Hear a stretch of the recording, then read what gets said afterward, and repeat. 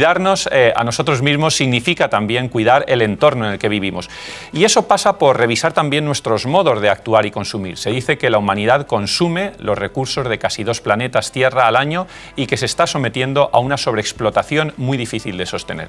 Son muchos los discursos que hablan de la necesidad de un freno al consumo por responsabilidad, no solo con el medio ambiente, sino también y sobre todo con aquellos que salen perdiendo en ese reparto desigual de los recursos.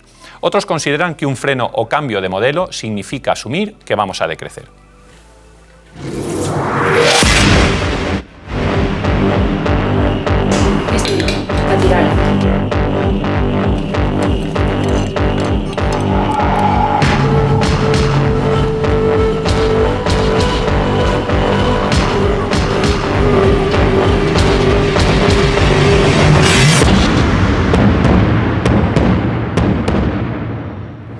Pues de todo ello hablaremos esta noche y nos preguntaremos hacia dónde debería dirigirse un consumo responsable. ¿Qué responsabilidad tiene el consumidor en el modelo económico?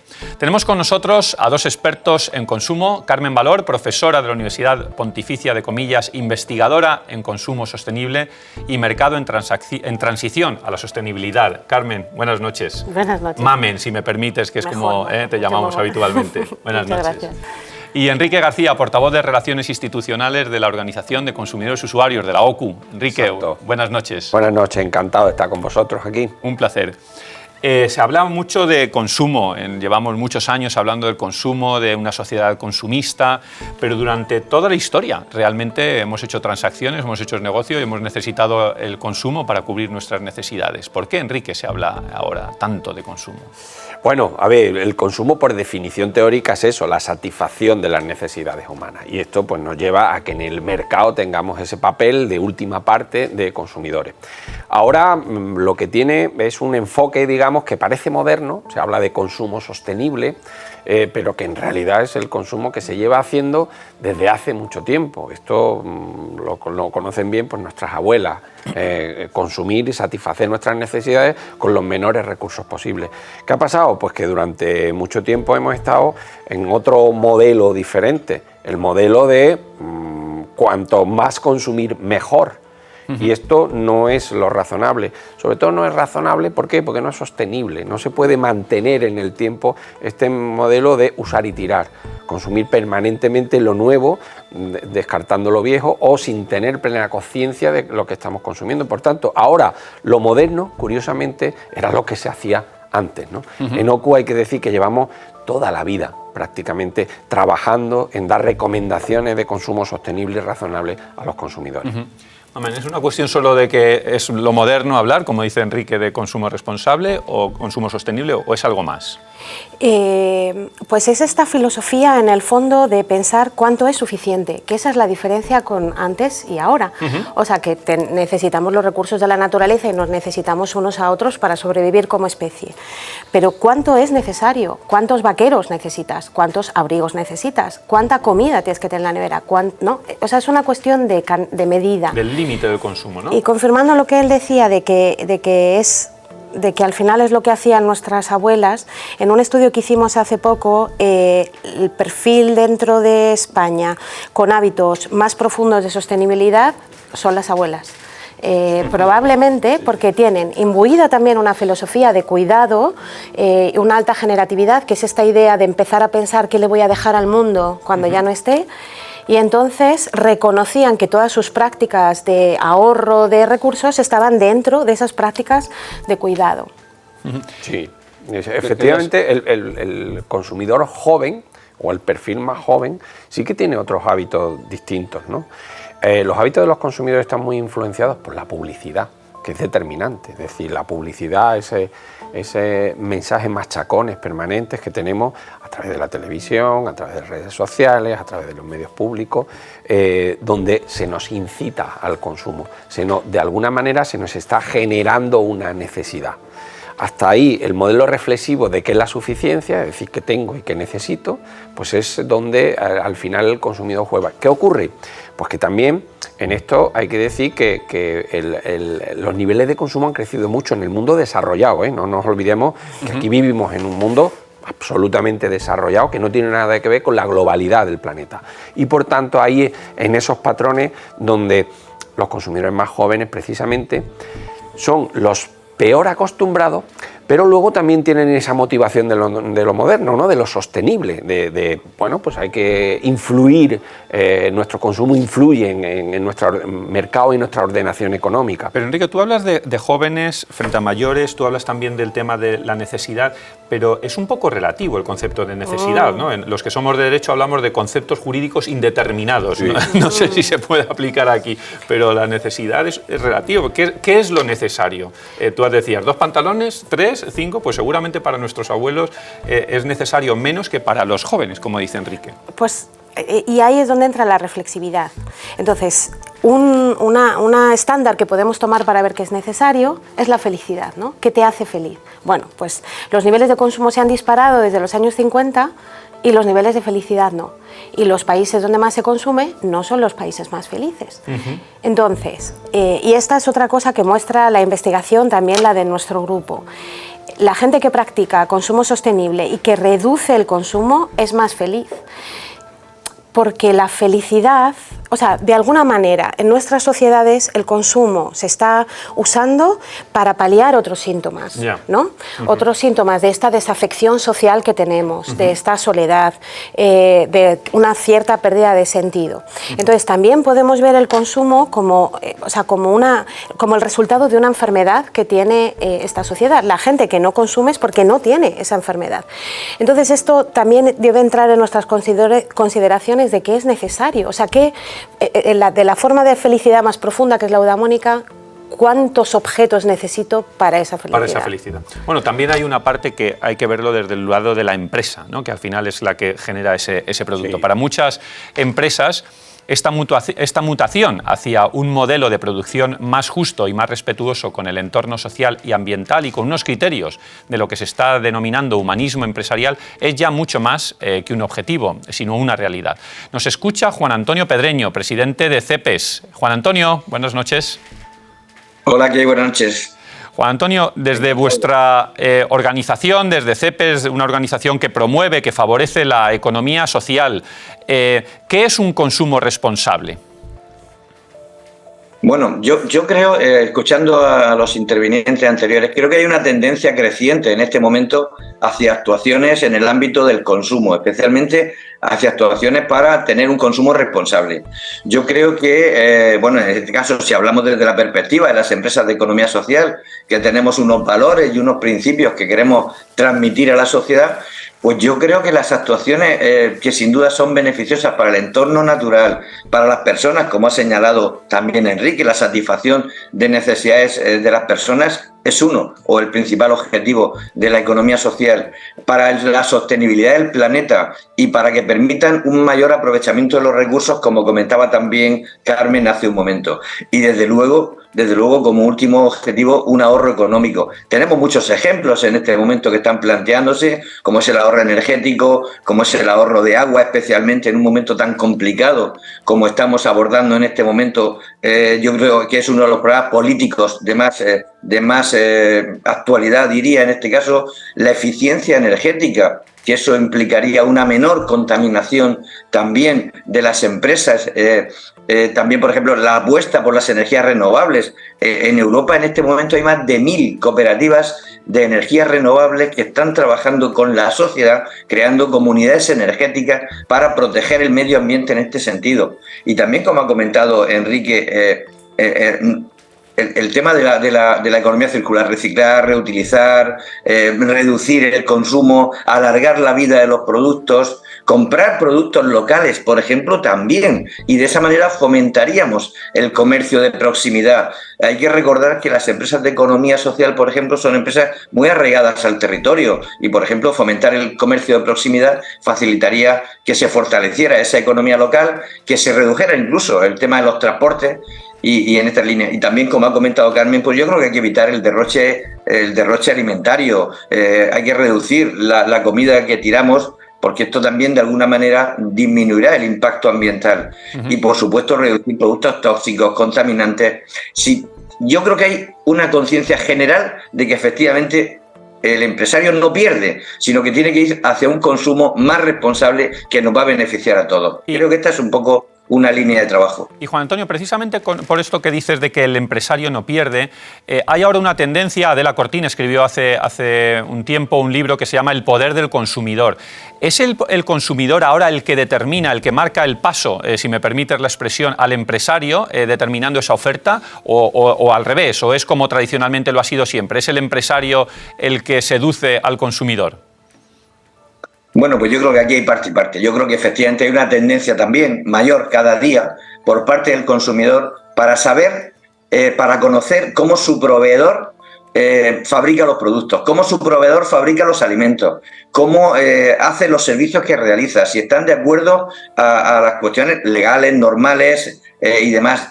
Y desde este punto de vista, de este interés por parte del consumidor por saber cómo y de qué manera el proveedor consigue los beneficios, pues evidentemente desde este punto de vista esto marca el modelo de economía, porque el consumidor elige a un proveedor o elige a otro y se pregunta dónde van los beneficios que en parte yo con mi compra ayudo a generar. Y en este sentido se pregunta en las condiciones que trabajan las personas en la empresa, si la empresa es socialmente responsable, si está comprometida con la sostenibilidad, con el tema, como hemos comentado, de la energía renovable o del ahorro de agua, si está comprometida con el desarrollo del planeta. Desde este punto de vista, efectivamente, creo que el consumidor marca el paso. Ahora bien, como también ha comentado Enrique, estamos sometidos a un bombardeo constante de la publicidad.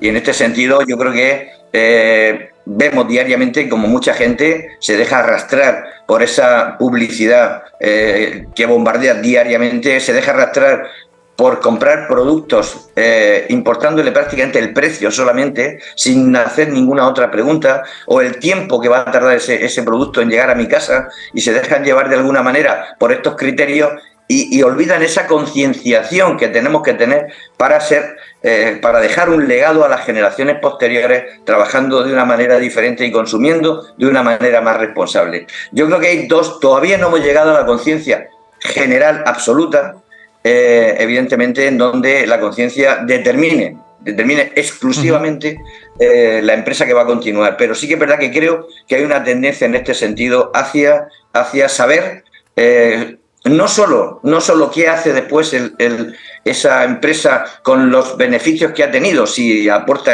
actividades solidarias, si financia X, sino cómo ha trabajado, qué ha hecho para conseguir esos beneficios. Y Juan Antonio, muy rápidamente, porque nos quedamos sin tiempo, quería preguntarte, tú hablas del marcar el paso, de este nuevo elemento que se ha introducido en la agenda política, que es el marcar el paso en los empresarios en el ámbito de los alimentos, en el ámbito de los supermercados públicos. Una opinión muy rápida, por favor.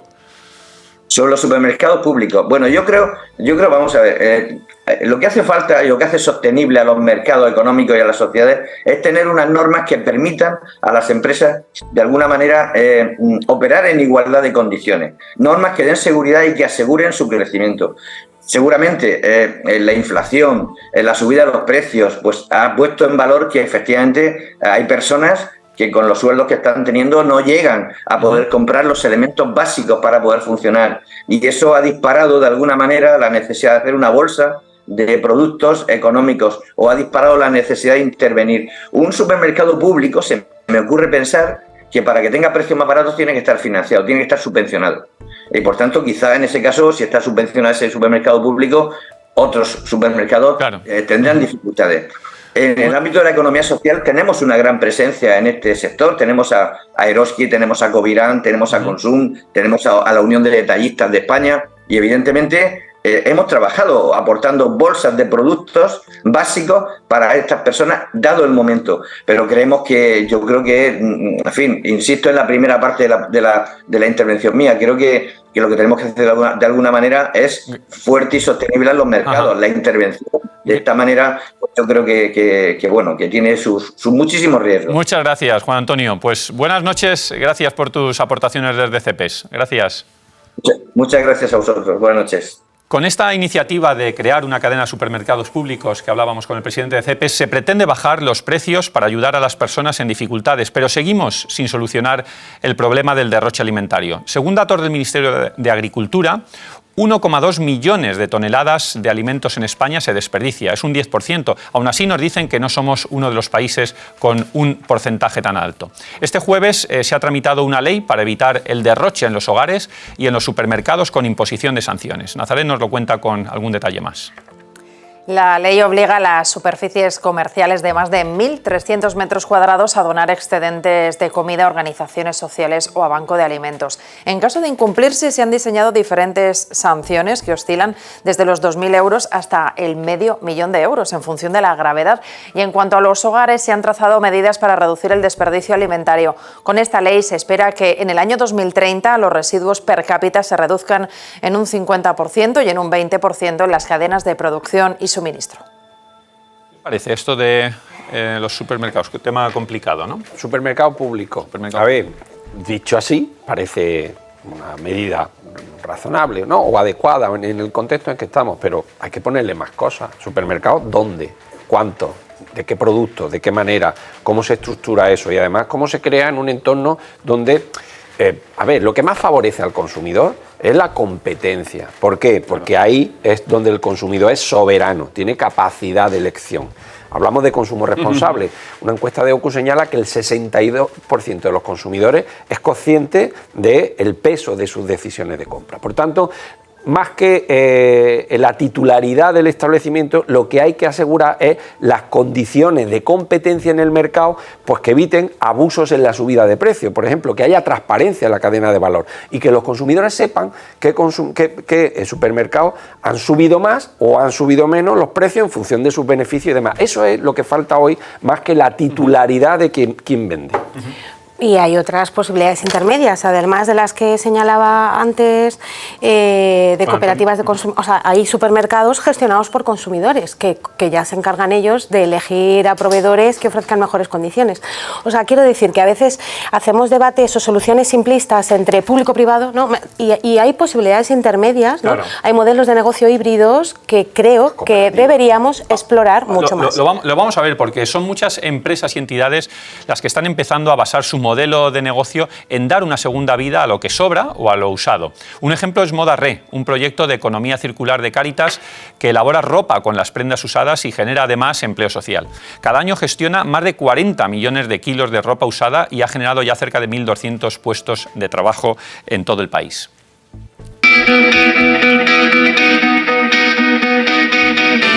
Cuca, estamos en Moda Re, aquí en la calle Alcalá.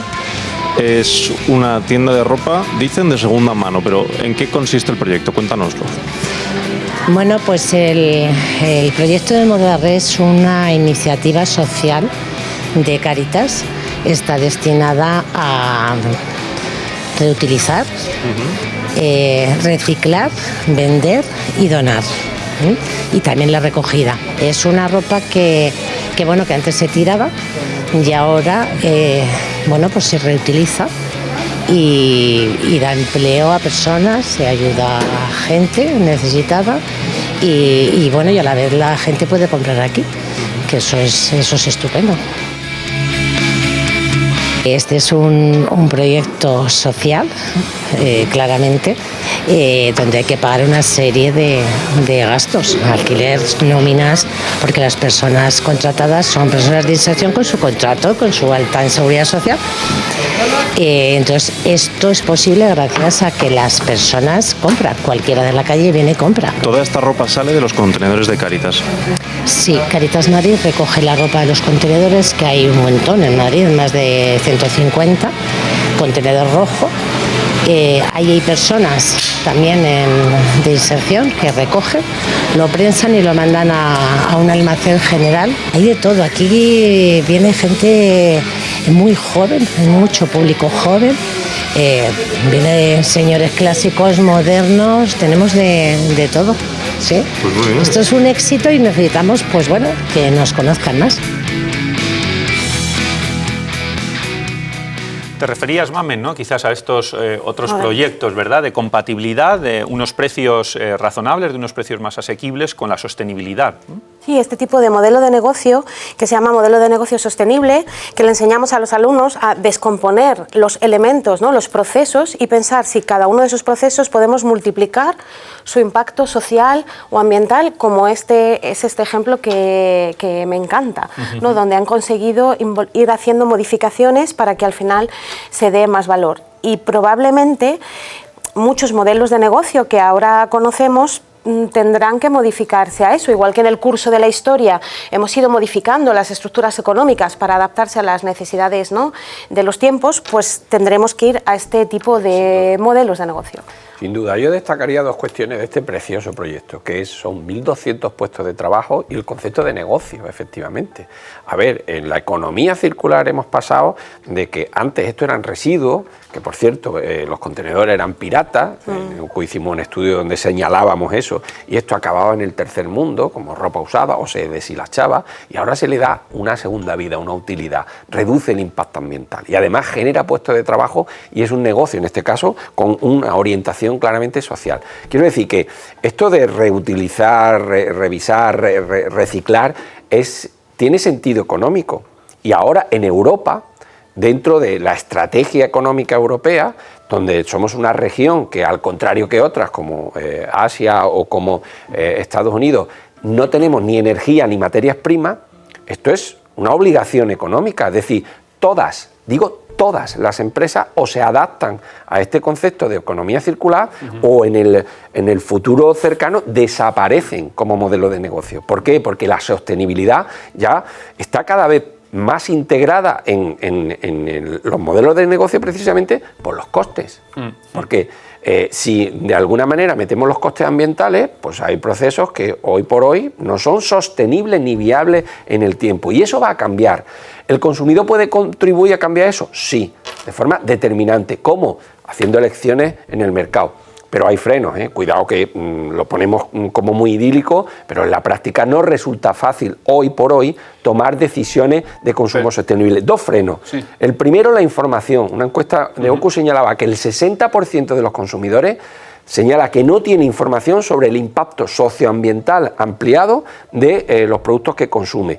Y segundo, el precio. El 58% decía que, claro, que si los productos sostenibles son, ojo, depende de cuánto, mucho más caro, pues no puede comprarlo. Y precisamente el precio. ¿El consumidor está dispuesto a pagar más o a pagar un poquito más sabiendo que, bueno, pues está en un proyecto mucho más sostenible, en un proyecto como Modarre, o al final dice, mira, sí, todo esto está muy bien, pero el precio es mucho más bajo? Es que hay un segmento de consumidores que claramente, sí. Y cuando hacemos, en mi grupo hacemos mucho cualitativo y hacemos entrevistas y entonces ellos no lo ven como un precio, es que lo que ven es una reestructuración de su presupuesto. Claro. Entonces, como han dejado de comprar ¿no? el octavo par de deportivas porque ya ven que no les hace falta, liberan presupuesto para usarlo en otra cosa. Esto es una cosa importante, que no hay que ver el precio de cada producto, hay que ver cómo gestionas tú tu presupuesto y dónde pones tu felicidad. Luego hay otra cosa con el precio, que es que, por ejemplo, con la moda rápida, que hay un estudio sobre esto. Claro, la moda rápida, la prenda, cuesta menos, pero como se va a gastar tan rápido, en el tiempo te gastas muchísimo más que si compras una prenda mejor y bien hecha. El problema es cómo hacemos esta construcción del precio en el tiempo. Vemos solo lo inmediato, pero no vemos el coste que tiene en el medio plazo. Y esto también es un trabajo de los padres con los hijos, o sea, un trabajo de educar, de enseñar, ¿no? Que lo barato sale caro, que decían las abuelas. Lo barato sale caro. Vamos a comprar algo que cueste más, que somos pobres, ¿no? Decían nuestras abuelas, ¿no? Para no tener que ir dos veces al mercado. Pero esa filosofía Mamen la ha explicado perfectamente. A ver, hablamos de moda, de ese concepto de hoy compramos y compramos 3 camisas en el año. Hombre, no, pues a lo mejor si te compras una de una calidad superior, pues a lo mejor no tienes que... Pues a lo mejor no tienes que gastarla. Nosotros sí hemos hecho estudios en cuanto a la orientación del precio y ahí sí que está claro que hasta un 5% los consumidores ven razonable esa cuestión, a partir de ahí ya los consumidores eligen. Pues. Y ojo, que en el lineal conviven productos de un tipo y otro. Y en cuanto a la información del impacto, tienen la misma, ninguna. Ya. Con lo cual, eso ahora mismo es una competencia fuerte hacia ese otro tipo de productos que incorporan Enrique, valores. es que nos hemos quedado sin tiempo. Yo, querría hablar muchísimo más de esto porque es un tema que nos apasiona a todos y que además es de grande responsabilidad, pero nos hemos quedado sin tiempo. Enrique, muchísimas gracias. Mamen, muchas gracias, de verdad, muchas gracias a los dos. Muchas gracias a todos ustedes por acompañarnos, por estar un día más con nosotros. Nos vemos el próximo sábado aquí en La Gran Pregunta.